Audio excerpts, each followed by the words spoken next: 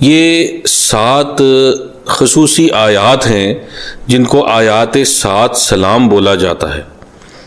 اور یہ انتہائی مجرب ہیں، انتہائی آزمودہ ہیں،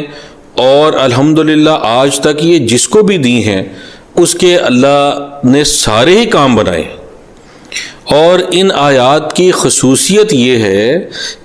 کہ یہ ہر قسم کی رزق کی بندش کے لیے یہ بہترین وظیفہ ہے،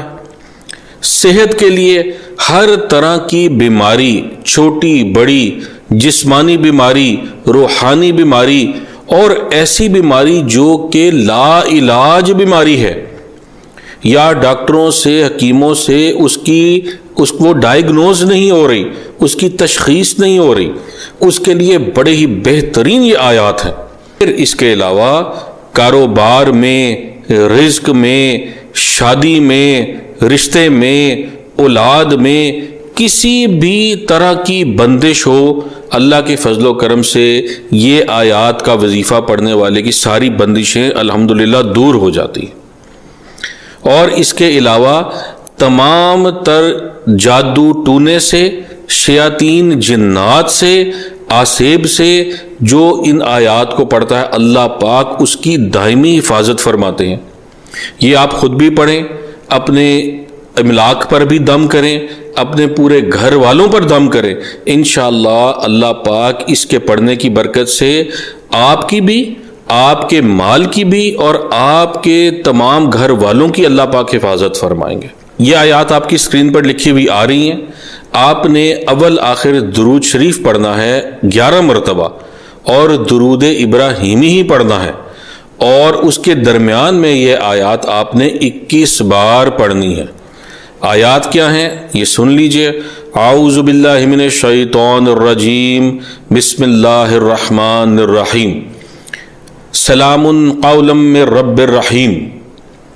سلام علی نوح فی العالمین، سلام علی ابراہیم، سلام علی موسیٰ و ہارون، سلام علی الیاسین، سلام علیکم طبتم فادخلوها خالدین، سلام ہی حتی مطلع الفجر۔ یہ 7 آیات ہیں، ان کو آپ نے 21 بار پڑھنا ہے، یعنی کہ کیا یہ ساری آیات آپ نے ایک مرتبہ پڑھی، یہ 1 ہو گیا،